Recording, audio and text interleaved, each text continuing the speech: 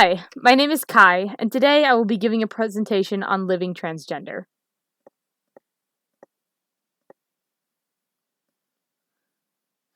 As society becomes more accepting of the LGBTQ community, more and more of the queer experience has come to light. Media hits like Love, Simon, She-Ra, and Steven Universe have begun starring queer characters and highlighting some of the challenges gay, lesbian, and bisexual people face in everyday life. Pride Month has also become a worldwide phenomenon, unifying every queer in every country in a month of celebration, and even allowing those LGBTQ living in countries where it's illegal at the moment to celebrate their identity.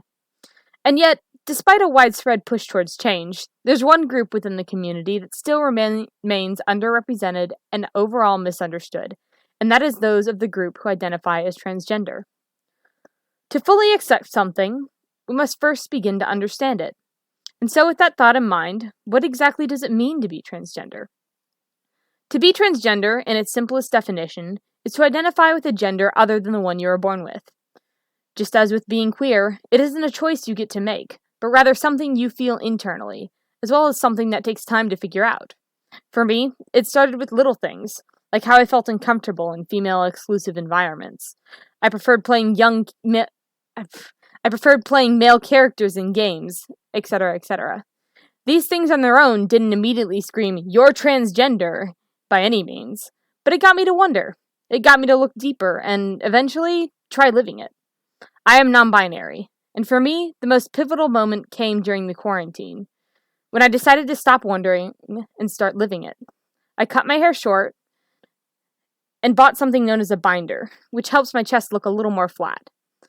The boost in self-image and self-confidence I gained from this was surreal, like a puzzle piece finally snapping into place. And this experience isn't unique to me. According to the Times Union, around 0.3% of the US adult population is transgender. Not only that, but scientific studies reveal a genetic correlation between trans and non-trans, or cis, individuals through both structures of the brain and testing amongst identical/fraternal twins. There are many of us, and there is a biological reason for our existence.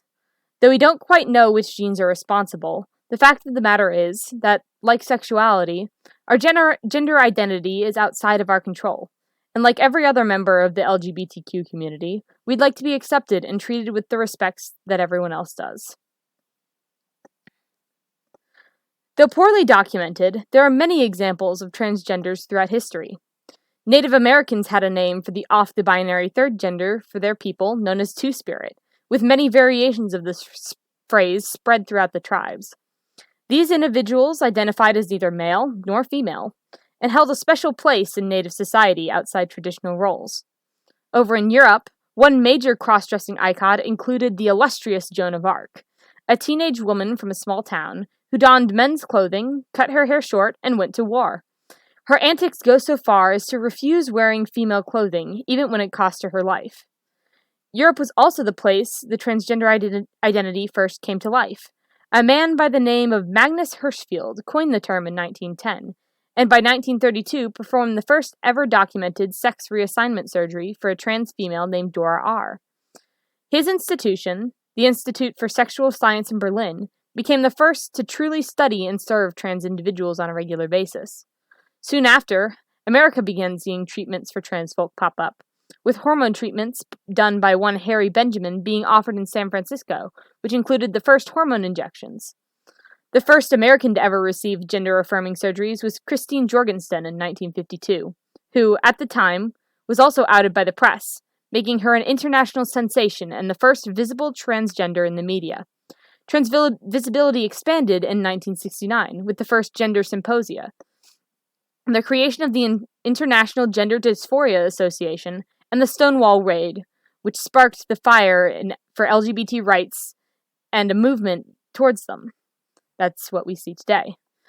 By 1993, transgenders see a huge victory with the implementation of an anti-discrimination law in Minnesota, and by 1998, Japan joined in, allowing its first female-to-male gender reassignment surgery.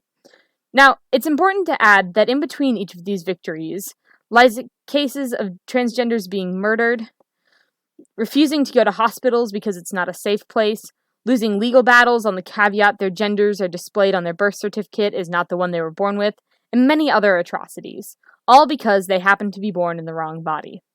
The trans identity as it is today is hard-earned, and our history has more yet to be written. But what about now? How are today's trans living and functioning in society? Trans people today still face extreme discrimination. Coming out for some people means being shunned from their families, or even, in cases of teens and children still living at home, being kicked down the street or undergoing immensely damaging correction therapy. They may also be hiding their identity, barred from taking any steps towards finding their authentic self simply due to their environment. These acts not only do nothing to change the fact the person is still, in fact, trans, but can also lead to a degradation in mental health or even suicide. 40% of trans adults report attempting suicide, with the overwhelming majority having done so before the age of 25. This is alarmingly close to half, and it doesn't even include those that weren't around anymore to add to that statistic. Familial issues aren't the only sort of discriminations trans face, however. There are plenty of examples in today's society as a whole as well. Employers avoid hiring transgender individuals through asking their preferred pronouns on their applications. Healthcare is notoriously difficult for trans people to receive. Laws under the Trump administration banned the legal ability for trans individuals to use their gender's bathrooms, and even went so far as to remove every single one of them from the US military as well. It's insane. And again, all of this heartache, all of this pain, because a group of people feel more comfortable being called he instead of she instead of he, or even they and them. Point is, it's not much. And if you can take the time to learn nicknames for friends, perhaps someday we as a society can learn how to respect the names and pronouns of transgender individuals like myself as well.